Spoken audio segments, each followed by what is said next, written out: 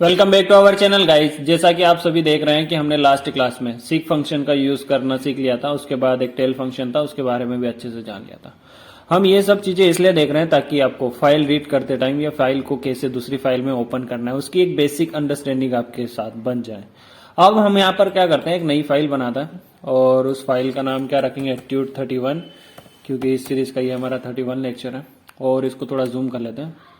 और मैं क्या करता हूँ, अभी तक हम जो कर रहे थे तो मैं यहाँ पर क्या करता हूँ, ये वाले कोड को यहाँ पर कॉपी कर लेता हूँ, क्योंकि आप सभी जानते हैं कि प्रोग्रामर्स आलसीखोर होते हैं और मैं तो कुछ ज़्यादा ही हूँ।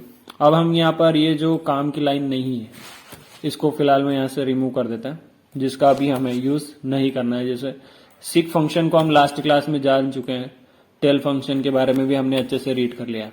अब अभी तक हम जो काम कर रहे थे उसमें क्या था कि उसमें हम एक रीड लाइन फंक्शन और एक रीड फंक्शन दोनों का यूज अपनी फाइल को ओपन करने में या रीड करने में हम कर पा रहे थे। देखिए मैं इसको अगर रन करता हूं तो जैसे क्या होता है, जो रीड लाइन फंक्शन है वो एक एक लाइन को रीड करता है। और अगर मैं यहां पर कर देता हूं रीड लाइंस, अब ये क्या करेगा, ये एक बार में आपकी फाइल को पूरी को रीड करके आपको लिस्ट में दे देगा। देखिए, लेकिन यहां पर एक प्रॉब्लम है, अगर रीड लाइन फंक्शन एक बार आपकी फाइल में चल जाता है तो उसके बाद वो पूरी फाइल को एक बार रीड कर लेगा। देन उसके बाद अगर आप 10 बार भी रीड लाइन फंक्शन का यूज करेंगे तो वो रीड नहीं कर पाएगा। क्यों? क्योंकि रीड लाइन फंक्शन एक बार में आपकी जो भी पूरी फाइल है उसको पूरी तरह से रीड कर चुका है, तो उसका कोई मतलब नहीं है, उसके लिए रीड करने के लिए कुछ डेटा बचेगा ही नहीं आपकी फाइल में, तो वो रीड क्या करेगा। ये थी पहली बात। अब हम आते हैं यहाँ पर विद ब्लॉक को जानने। तो अपन विद ब्लॉक की मदद से कैसे अपनी फाइल को ओपन कर सकते हैं, तो उसका एक सिंपल सा सिंटेक्स है। तो मैं यहाँ पर क्या करता हूँ, इस कोड को कमेंट कर दे क्या, ठीक है, इसको अभी कमेंट कर देते हैं। अब हम यहाँ पर जानेंगे विद ब्लॉक को, कि विद ब्लॉक की मदद से हम कैसे इजीली अपनी फाइल को ओपन कर सकते हैं और उस पर कैसे रीड कर सकते हैं, कैसे राइट कर सकते हैं, जो जो भी फंक्शन हमें परफॉर्म करना है वो कैसे कर सकते हैं। तो मैं यहाँ पर क्या करता हूँ, विद ब्लॉक का सिंटेक्स लिख देता हूँ, विथ ओपन। ठीक है, ओपन के अंदर मैंने आपको पहले ही बताया कि आपको आपकी फाइल का नाम देना है, जैसे ajay.txt, देन कोमा करके हम यहाँ पर क्या लिखते हैं, फाइल को जिस मोड में ओपन करना है उसका नाम, जैसे यहाँ पर आर है, आरटी है। लेकिन ये जो मोड है आर और आरटी, ये बाय डिफॉल्ट भी रीड मोड में ही ओपन होती है, तो अगर हम ये नहीं भी लिखेंगे तब भी हमारा काम चल जाएगा। अब आते हैं यहाँ पर क्या लिखते हैं, एज अ एफ।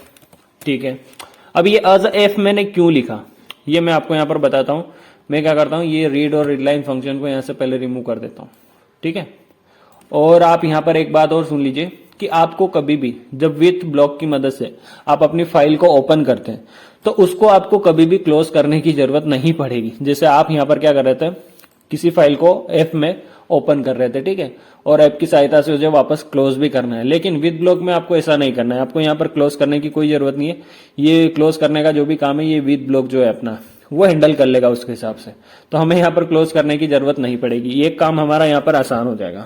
हम अब क्या करते हैं, मान लीजिए अपनी जो भी फाइल है उसको रीड लाइन या रीड करते हैं। ठीक है, तो मैं क्या करता हूँ, पहले तो रीड कर लेते हैं, और रीड में क्या करेंगे, स्टार्टिंग के 4 कैरेक्टर रीड कर लेते हैं। ठीक है, और उसको ए में स्टोर करवा देते हैं, देन उसको प्रिंट कर लेते हैं कि हम विद ब्लॉक की मदद से अपनी फाइल को रीड कर पा रहे हैं या नहीं।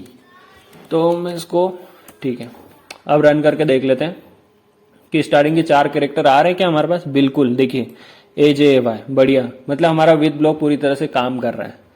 लेकिन मैंने आपको एक चीज यहाँ पर बताई कि जो पहले आप एफ की सहायता से अपनी फाइल को ओपन कर रहे थे उसमें आपको फाइल को क्लोज करने की जरूरत होती थी 100%।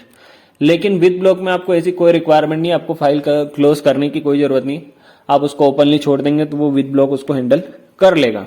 अब अगर आप यहाँ पर एक बात चाहते हैं कि जैसे हमने आपको बताया कि यहाँ पर ओपन में जब हम करते थे एफ की सहायता से अपनी फाइल को ओपन, तो अगर एक बार आपकी फाइल में रीड लाइंस फंक्शन, मैंने ध्यान से सुनना, रीड लाइंस बोला लास्ट में, ऐसे रीड लाइन नहीं, रीड लाइंस।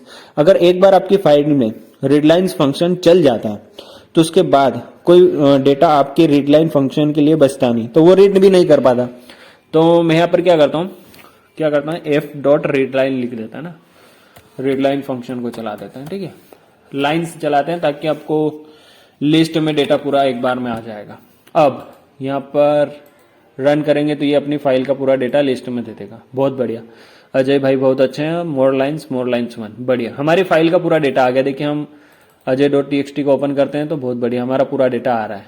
लेकिन हम क्या चाह रहे हैं, हम चाहते थे कि विद ब्लॉक के बाहर, जैसे ये विद ब्लॉक है और ये हमारा पुराना काम है जिससे हम फाइल को ओपन करते थे।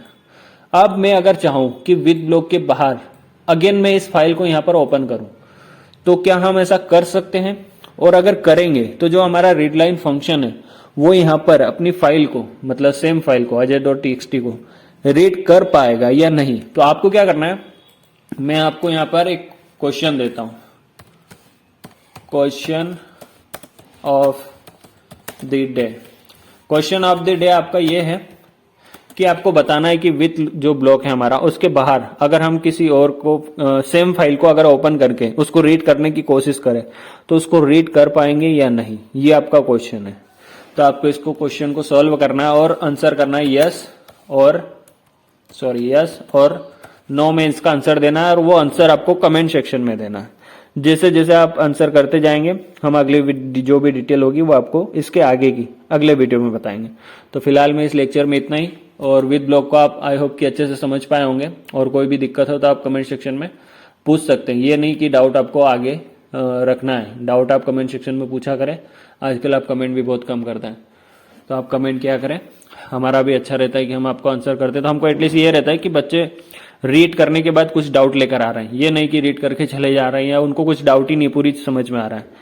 थोड़ा बहुत तो एटलीस्ट आपको कुछ पूछना होगा ना, तो वो पूछा करे कमेंट सेक्शन में, तो हमको भी एक इंटरेक्शन करने में आपसे अच्छा लगता है। तो फिलहाल मैं इस वीडियो को यहीं खत्म करते हैं। Thank you so much for watching and I will see you in next video guys.